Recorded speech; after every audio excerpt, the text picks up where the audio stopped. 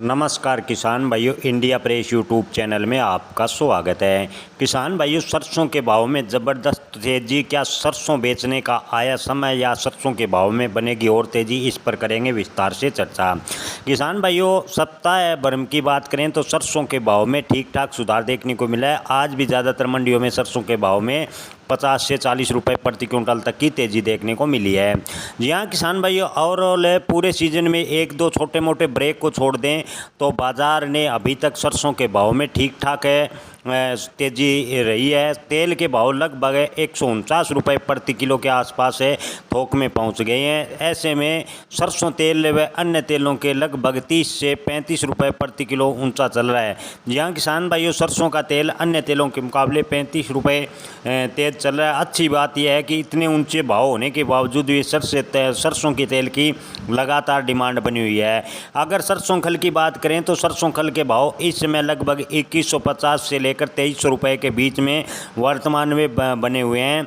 किसान भाइयों, सरसों खल का रेट पिछले साल के मुकाबले लगभग 300 से 400 रुपये कमज़ोर चल रहा है, लेकिन सरसों तेल के भाव पिछले साल के मुकाबले 1200 से 1480 रुपये प्रति 10 किलो पर चल रहे हैं। इससे साफ पता चल रहा है कि इस समय सरसों खल के साथ साथ सरसों तेल की भी अच्छी खासी डिमांड बनी हुई है। किसान भाइयों, बड़ा सवाल है कि यहाँ से आगे सरसों का बाज़ार में कितनी तेज़ी बाकी है। तो किसान भाइयों, आपको बता दें कि अगला टारगेट सरसों को होगा 7000 क्रॉस करने का। आपको बता दें कि 6800 के पार अभी तक सरसों लगभग कई प्लांटों में पहुँच गई है।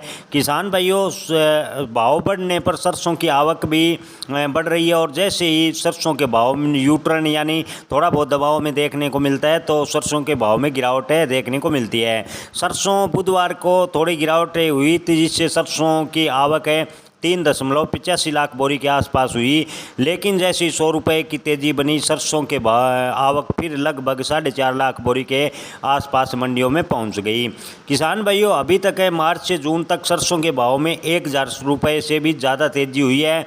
किसान भाइयों, अगर इसी प्रकार चलता रहा तो आने वाले दिनों में जल्द ही सरसों के भाव 7000 को क्रॉस कर जाएंगे।